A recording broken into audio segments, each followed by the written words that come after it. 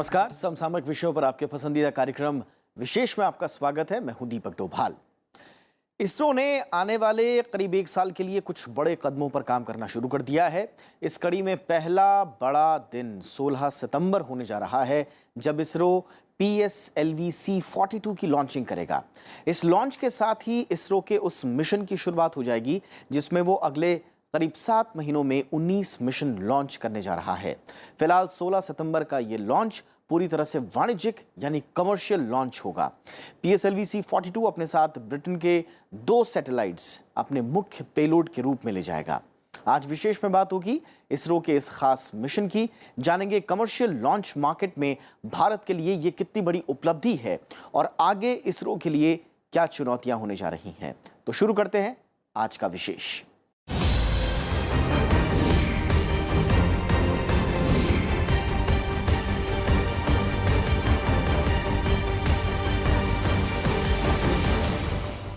तो अंतरिक्ष विज्ञान में लगातार नए आयाम गढ़ता इसरो यानी भारतीय अंतरिक्ष अनुसंधान संगठन जल्द ही अंतरिक्ष के क्षेत्र में एक और ऊंची छलांग लगाने वाला है।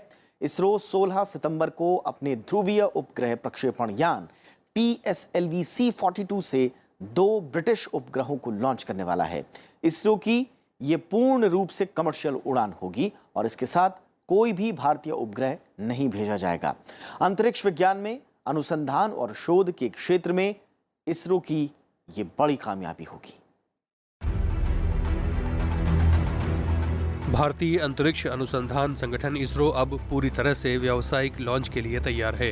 इसकी शुरुआत 16 सितंबर 2018 को होगी, जब PSLV C42 श्रीहरिकोटा के सतीश धवन अंतरिक्ष केंद्र से 2 ब्रिटिश उपग्रहों के साथ उड़ान भरेगा।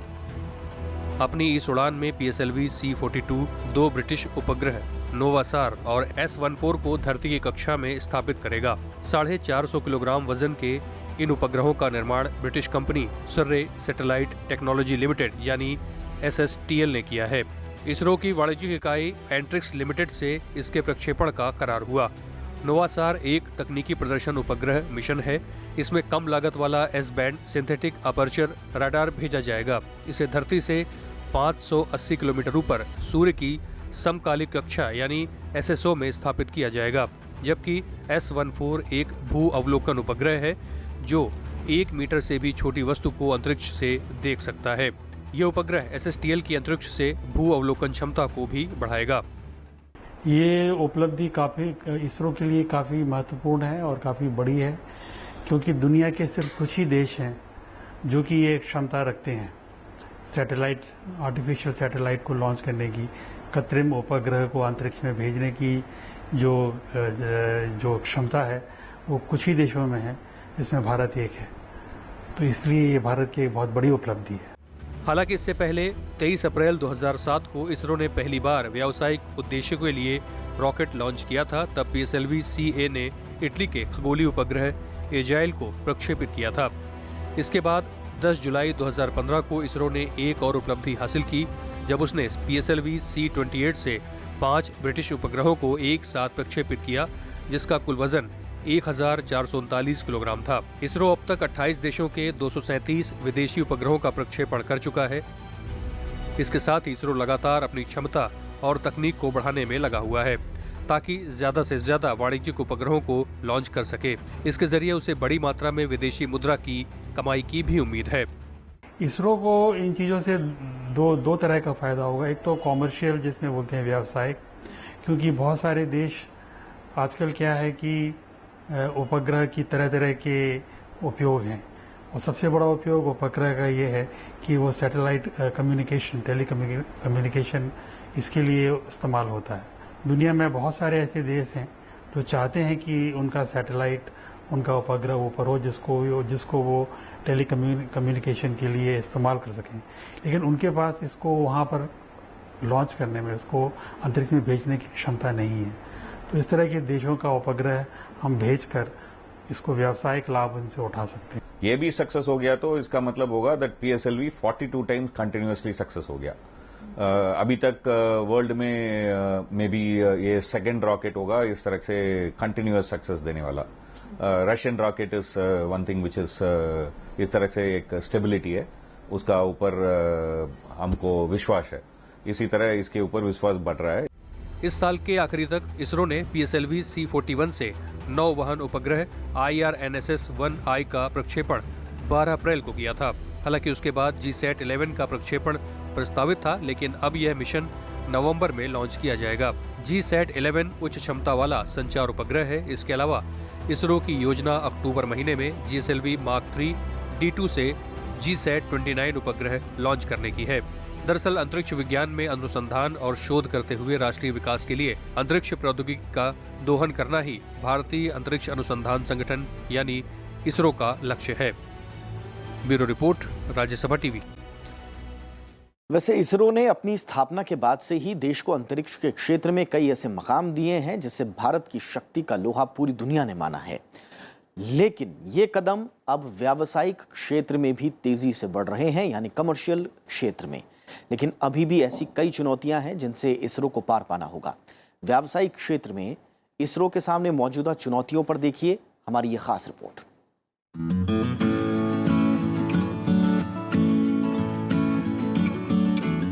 दुनिया में उपग्रह प्रक्षेपण का बाजार तेजी से बढ़ रहा है। भारत इसरो के जरिए इस बाजार की संभावनाओं को न सिर्फ तलाश रहा है बल्कि सफलतापूर्वक अपने कदम लगातार आगे बढ़ा रहा है।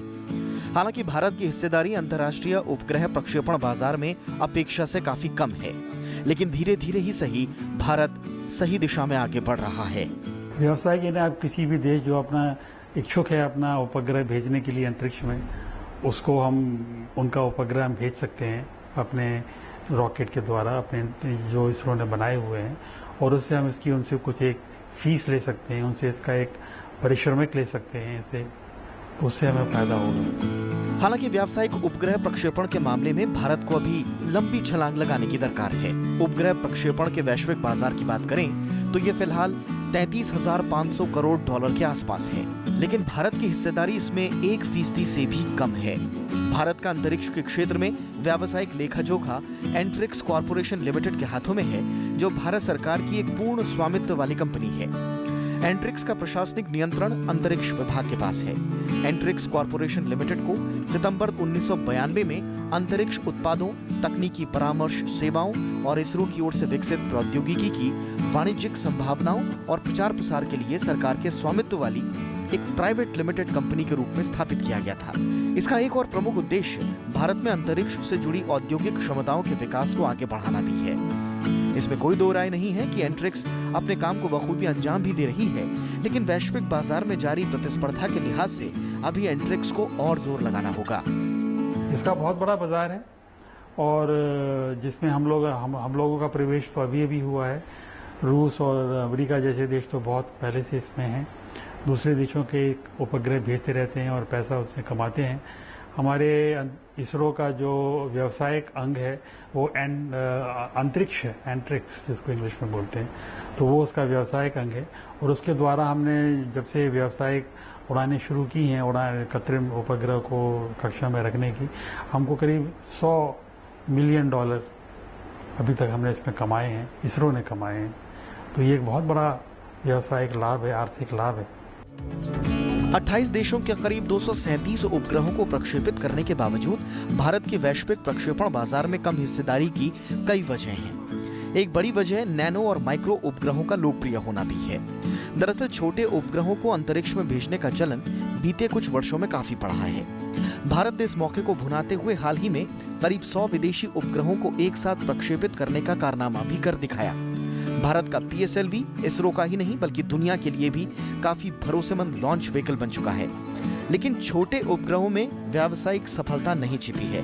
असली वाणिज्यिक सफलता बड़े उपग्रहों को प्रक्षेपित करने में है। GSLV ज्यादा वजनी उपग्रहों को प्रक्षेपित करने की क्षमता रखता है, इसलिए इसमें इसरो को ज्यादा कमाई के लिए GSLV की क्षमता को बढ़ाना जरूरी होगा। दूसरे देश भी इसमें हैं, ऐसी बात नहीं है। दूसरे देशों ने भी एक क्षमता हासिल की है। रूस इसमें जिसमें उल्लेखनीय है, अमेरिका है, ब्रिटेन, फ्रांस, जितने भी अंतरिक्ष में जो क्षमता, अंतरिक्ष में उपग्रह भेजने वाले देश जो एक क्षमता रखते हैं, उन्होंने भी ये किसी न किसी रूप में हासिल किया है। भारत की कम वाणिज्यिक सफलता के पीछे एक और कारण ये है कि इसरो फिलहाल बाजार में पकड़ बनाने के लिए सस्ती दरों पर अपनी सेवाएं दे रहा है। हालांकि इसका फायदा भी हुआ है। अगर दुनिया का भरोसा इसरो पर बढ़ता है तो इसके दूरगामी परिणाम निकलेंगे। समय के साथ इसरो अगर उपग्रह प्रक्षेपण सेवा की लागत बढ़ाता है तो वाणिज्यिक फायदा भी उसी अनुपात में बढ़ेगा। इसरो और एंट्रिक्स को वाणिज्यिक सफलता के लिए फिलहाल दुनिया की सरकारी आधिपत्य वाली अंतरिक्ष एजेंसियों के साथ ही स्पेस एक्स जैसी निजी कंपनियों से भी टक्कर लेनी होगी, जिसकी 2013 में हिस्सेदारी महज 5% थी और जो साल 2017 में बढ़कर 45% हो गई। स्पेस एक्स के सस्ते और दोबारा प्रयोग में लाए जा सकने वाले रॉकेटों को वैश्विक बाजार में उसकी हिस्सेदारी बढ़ने का कारण माना जा रहा है। अमेरिका की सरकारी अंतरिक्ष एजेंसी नासा और स्पेस एक्स मिलकर वैश्विक बाजार में 60 से ज्यादा फीसदी हिस्से पर कब्जा जमाए हुए हैं। इसके बाद यूरोप की अंतरिक्ष एजेंसी एरियन स्पेस का नंबर आता है। हालांकि इसरो ने भी इस दिशा में अपनी कोशिशें तेज कर दी हैं। इसरो की व्यावसायिक शाखा एंट्रिक्स का रेवेन्यू फिलहाल 2000 करोड़ रुपए है। इसरो ने अगले 5 सालों में इसे दोगुना करने का लक्ष्य रखा है ताकि वैश्विक बाजार में ज्यादा से ज्यादा हिस्सेदारी बढ़ाई जा सके। Bureau report, Rajya Sabha TV. स्वदेशी और विदेशी उपग्रहों को अंतरिक्ष में पहुंचाने के अलावा इसरो ने नागरिक उड्डयन आवश्यकताओं की बढ़ती हुई मांगों को पूरा करने के लिए स्वतंत्र उपग्रह नौवहन प्रणाली पर भी एक आधारित सेवाएं उपलब्ध कराने की दिशा में काम किया है। इसके लिए इसरो ने नाविक के नाम से अपनी क्षेत्रीय जीपीएस नेविगेशन प्रणाली तैयार की है। आइए इस प्रणाली के बारे में थोड़ा समझ लेते हैं। Indian regional navigational satellite system यानी IRNSS भारतीय अंतरिक्ष अनुसंधान संगठन इसरो द्वारा विकसित एक क्षेत्रीय स्वायत्त उपग्रह प्रणाली है। Indian regional navigational satellite system का मकसद GIS जैसी सेवाएं देना है। एक बार ये काम करने लगा तो फिर अमेरिका के ग्लोबल पोजिशनिंग सिस्टम यानी GPS और रूस के ग्लोनास को कड़ी टक्कर देगा। भारतीय क्षेत्रीय नेविगेशन सैटेलाइट सिस्टम यानी नाविक दरअसल भारत की एक क्षेत्रीय सैटेलाइट नेविगेशन प्रणाली है। यह सिस्टम भारत और आसपास के इलाकों की सटीक रियल टाइम लोकेशन और टाइमिंग सर्विस प्रदान करता है। नाविक सिर्फ भारत को ही नहीं बल्कि आसपास के कई और देशों को भी कवर करता है। यह भारत के चारों ओर करीब 1500 किलोमीटर यानी 930 मील के दायरे में काम करता है। इस नेविगेशन सिस्टम को चलाने के लिए 7 उपग्रहों का एक पूरा समूह काम करता है और जमीन पर मौजूद 2 अतिरिक्त उपग्रह स्टैंड बाय मोड में होते हैं। 7 उपग्रहों में से 3 पृथ्वी के जियो स्टेशनरी ऑर्बिट में और 4 जियो सिंक्रोनस ऑर्बिट में स्थापित हैं। नेविगेशन सैटेलाइट 2 प्रकार की सेवाएं प्रदान करता है। इसमें स्टैंडर्ड पोजिशनिंग सर्विस यानी SPS सभी यूजर्स को प्रदान किया जाता है, जबकि रिस्ट्रिक्टेड सर्विस यानी RS केवल अधिकृत यूजर्स को ही प्रदान की जाती है। इस परियोजना में हर उपग्रह की कीमत 150 करोड़ रुपए के करीब है, जबकि PSLV XL प्रक्षेपण यान की लागत 130 करोड़ रुपया है। वो किसी इंटरनेशनल एजेंसी के ऊपर डिपेंड ना करें, क्योंकि आने वाले वक्तों में इसका स्ट्रेटेजिक इस्तेमाल होगा। अगर कल को गूगल ये डिसाइड करता है कि उनके नेशनल इंटरेस्ट में ये नहीं है कि हिंदुस्तान की जनता को वो मैप दें, तो हिंदुस्तान की जनता जो है वो अपने को अपाहज महसूस करने लगेगी, उसके काम सारे रुक जाएंगे। सिर्फ यही नहीं है, स्ट्रैटेजिक लेवल के ऊपर भी हमको ये मालूम होना चाहिए कि हम किसी और के ऊपर निर्भर नहीं है। और जब हमारे पास इस बात की क्षमता है कि हम सैटेलाइट्स भेज सकते हैं, तो फिर ये तय किया गया कि हम अपने सैटेलाइट से नेविगेशनल एक नेटवर्क तैयार करेंगे अपने देश के लिए। पहली बार 2010 में भारत ने यह तय किया था कि 2011 के अंत तक वो अपना नेविगेशन उपग्रह अंतरिक्ष में भेजेगा और भारत ने इससे जुड़ा अपना पहला उपग्रह IRNSS-1A को 1 जुलाई 2013 को PSLV C-22 से प्रक्षेपित किया, जबकि दूसरा नेविगेशनल सैटेलाइट IRNSS-1B 4 अप्रैल 2014 को PSLV C-24 से लॉन्च किया गया। तीसरा उपग्रह IRNSS-1C 16 अक्टूबर 2014 को प्रक्षेपित किया गया। इसे PSLV C-26 से प्रक्षेपित किया गया। IRNSS-1D को 28 मार्च 2015 को प्रक्षेपित किया गया। इसे PSLV XL C-27 यान से लॉन्च किया गया। इस श्रेणी का 5वां उपग्रह IRNSS-1E 20 जनवरी 2016 को PSLV C-31 प्रक्षेपण यान से प्रक्षेपित किया गया। वहीं IRNSS-1F उपग्रह का प्रक्षेपण 10 मार्च 2016 को किया गया। इसे PSLV C-32 से लॉन्च किया गया। IRNSS 1G को 28 अप्रैल 2016 को PSLV C-33 के जरिए लॉन्च किया गया। हालांकि IRNSS 1G तकनीकी खराबी के कारण सफल नहीं हो पाया था। एक जो सबसे पहले सैटेलाइट जो गया था, किसी भी सैटेलाइट में जब मैं आपको लोकेशन दूंगा या कुछ करूंगा तो उसमें समय बहुत जरूरी हो जाता है। तो सैटेलाइट्स में जो क्लॉक चलती है वो हमारी जितनी भी घड़ियां हैं उनसे बहुत ज्यादा एक्यूरेट होती है, जिसको हम लोग एटॉमिक क्लॉक बोलते हैं। तो इन हर सैटेलाइट्स में जो हमने भेजे हैं उनमें 3 एटॉमिक क्लॉक्स एक सैटेलाइट में लगी हुई हैं। तो ये जो पहला सैटेलाइट था इसमें जो उसकी तीनों की तीनों एटॉमिक क्लॉक जो हैं वो खराब हो गई थी, तो वो टाइम का रेफरेंस वो सैटेलाइट नहीं दे पा रहा। उसके जितने बाकी के जो फंक्शंस है वो अभी भी कर रहा है, लेकिन वो इस सिस्टम के लिए, नाविक सिस्टम के लिए वो किसी भी तरह का यूज का नहीं रहा। तो उसको रिप्लेस करने के लिए 2016 में एक भेजा गया, लेकिन वो असफल रहा, क्योंकि वो अपने जो उसका पेलोड फेरी जिसको बोलते हैं, जिस कंटेनर में वो था जिसको फाइनली खुलना था, जिसमें से सैटेलाइट ऑर्बिट में जाना था, वो खुल नहीं पाया था। इंडियन नेविगेशनल सिस्टम भारत और आसपास के इलाके के बारे में अंतरिक्ष से संकेत प्रदान करता है। ये स्थिति और समय को सही ढंग से बताने और जमीन पर रिसीवर के जरिए उपयोग में लाया जाता है। विश्व में अंतरिक्ष में संकेत अमेरिका के GPS, रूस के ग्लोनास, यूरोप के गैलीलियो और चीन के बाइडेन द्वारा ही मुहैया कराए जाते हैं। Bureau report, Rajya Sabha TV. और अब भारतीय अंतरिक्ष कार्यक्रम के सफर की बात कर लेते हैं। तो 21 नवंबर 1963 को थुम्बा में पहला रॉकेट लॉन्च करने के साथ ही बच्चे के पहले कदम की तरह भारत के अंतरिक्ष कार्यक्रम की शुरुआत हुई। इसके बाद से भारत ने अपने अंतरिक्ष के सफर में कई मील के पत्थर पार कर लिए हैं। आज हमारा देश अपने लिए और दूसरे देशों के लिए उपग्रहों का निर्माण करने के साथ साथ उनका प्रक्षेपण भी कर रहा है। और इतना ही नहीं, हमने मंगल ग्रह तक पहुंचने में भी कामयाबी हासिल की है।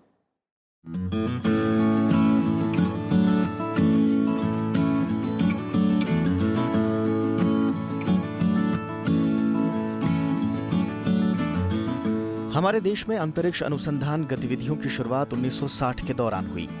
भारतीय अंतरिक्ष कार्यक्रम के जनक विक्रम साराभाई ने देश के सक्षम और उत्कृष्ट वैज्ञानिकों, मानव विज्ञानियों, विचारकों और समाज विज्ञानियों को मिलाकर भारतीय अंतरिक्ष कार्यक्रम का नेतृत्व करने के लिए एक दल गठित किया और यहीं से भारत के अंतरिक्ष कार्यक्रम का सफर शुरू हो गया। भारत ने केरल में मछुआरों के एक अनजान से गांव थुम्बा में 21 नवंबर 1963 को अपना पहला साउंडिंग रॉकेट लॉन्च किया। रॉकेट को एक स्थान से दूसरे स्थान तक ले जाने के लिए एक साइकिल का इस्तेमाल किया गया था। 1969 में भारतीय अंतरिक्ष अनुसंधान संगठन यानी इसरो की नींव रखी गई। 1972 में अंतरिक्ष आयोग और अंतरिक्ष विभाग का गठन किया गया, जिसने अंतरिक्ष की शोध गतिविधियों में दम भर दिया। भारत के अंतरिक्ष कार्यक्रम के इतिहास में 70 का दशक प्रयोगात्मक युग साबित हुआ। इस दौरान आर्यभट्ट, भास्कर, रोहिणी और एप्पल जैसे प्रयोगात्मक उपग्रह कार्यक्रम चलाए गए। अंतरिक्ष में 19 अप्रैल 1975 के दिन भारत का पहला बड़ा कदम पड़ा। इस दिन इसरो ने देश का पहला उपग्रह आर्यभट्ट लॉन्च किया। इस प्रायोगिक उपग्रह का वजन 360 किलोग्राम था। आर्यभट्ट को यह नाम प्राचीन भारत के जाने माने खगोलविद आर्यभट्ट के नाम से मिला।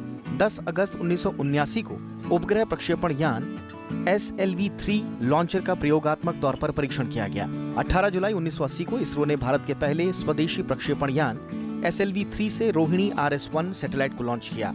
दूरसंचार उपग्रह इनसेट का विकास इसरो का अगला पड़ाव था।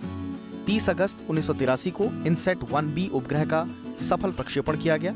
इसके साथ इनसेट उपग्रहों की सीरीज की शुरुआत हो गई। 1984 तक इनसेट तकनीक से दूरसंचार, टेलीविजन जैसी सुविधाएं जुड़ गईं। 1984 में भारत के राकेश शर्मा अंतरिक्ष की यात्रा करने वाले पहले भारतीय बने। इसरो ने 17 मार्च 1988 को भारत के पहले रिमोट सेंसिंग तकनीक वाले सैटेलाइट IRS-1A लॉन्च किया। 10 जुलाई 1992 को स्वदेशी सैटेलाइट सिस्टम इनसैट पर बने उपग्रह इनसैट 2A को सफलतापूर्वक अंतरिक्ष में भेजा गया। 23 जुलाई 1993 को इनसैट सीरीज के दूसरे उपग्रह इनसैट 2B का सफल प्रक्षेपण किया गया।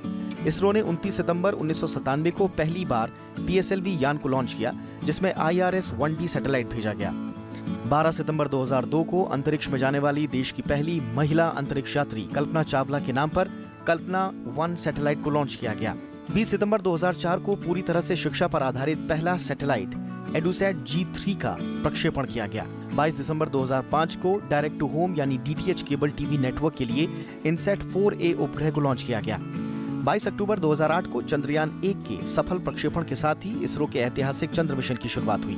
इसे PSLV C-11 के जरिए अंतरिक्ष में भेजा गया। 1 जुलाई 2013 को इसरो को एक और बड़ी सफलता मिली जब उसने भारत का नेविगेशन उपग्रह IRNSS-1A प्रक्षेपित किया। इसके साथ ही भारत ने अमेरिका की तर्ज पर अपना GPS सिस्टम बनाने की दिशा में भी कदम बढ़ाया। 2014 में इसरो ने सफलतापूर्वक मंगल ग्रह पर मंगलयान भेजा। 67 करोड़ किलोमीटर का सफर तय करके इसरो ने पहली बार में ही मंगलयान सीधे मंगल ग्रह की कक्षा में पहुंचा दिया। इसरो ने इस मिशन पर सिर्फ 450 करोड़ रुपए खर्च किए, जो नासा के मावेन मिशन के खर्च का महज 10वां हिस्सा था। इसरो ने अप्रैल 2018 में नेविगेशन सिस्टम नाविक के आखिरी और 8वें उपग्रह IRNSS-1I का सफल प्रक्षेपण किया। जैसे ही नाविक सिस्टम काम करने लगेगा, भारत, अमेरिका और रूस के बाद विश्व का तीसरा ऐसा देश हो जाएगा जिसके पास खुद की स्वदेशी नेविगेशन प्रणाली है। 15 फरवरी 2017 को इसरो ने PSLV C-37 के जरिए एक साथ 104 सैटेलाइट लॉन्च करके विश्व रिकॉर्ड बनाते हुए अंतरिक्ष अनुसंधान के इतिहास में नया अध्याय लिखा। इससे पहले ये रिकॉर्ड रूस के नाम दर्ज था। इसमें कार्टोसैट श्रृंखला का कार्टोसैट 2 उपग्रह भी शामिल था। ये रॉकेट 6 अलग अलग देशों के प्लेलोड को लेकर रवाना हुआ था। इस शानदार कामयाबी ने भारत को दुनिया में छोटे उपग्रहों के प्रक्षेपण की सुविधा प्रदान करने वाले देश के रूप में स्थापित कर दिया। 5 जून 2017 को इसरो ने भारत का सबसे भारी रॉकेट GSLV Mk3 लॉन्च किया। ये रॉकेट अपने साथ 3136 किलो वजन का कम्युनिकेशन सैटेलाइट GSAT-19 लेकर गया।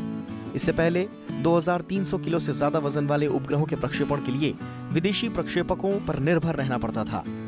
इसके साथ ही भारत ने अंतरिक्ष टेक्नोलॉजी के क्षेत्र में दुनिया के गिने चुने अग्रणी देशों की जमात में अपनी जगह बनाई।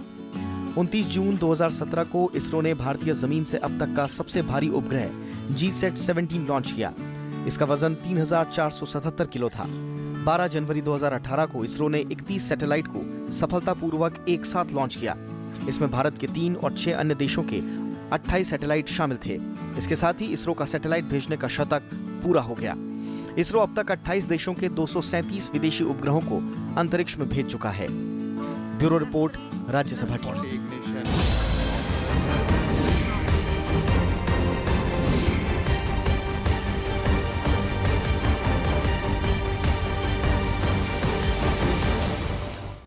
तो ये था आज का विशेष, लेकिन आपको याद दिला दें कि हमारे ये कार्यक्रम आप YouTube पर भी देख सकते हैं और वहां पर आपकी प्रतिक्रियाओं का हमें हमेशा इंतजार रहता है। नमस्कार।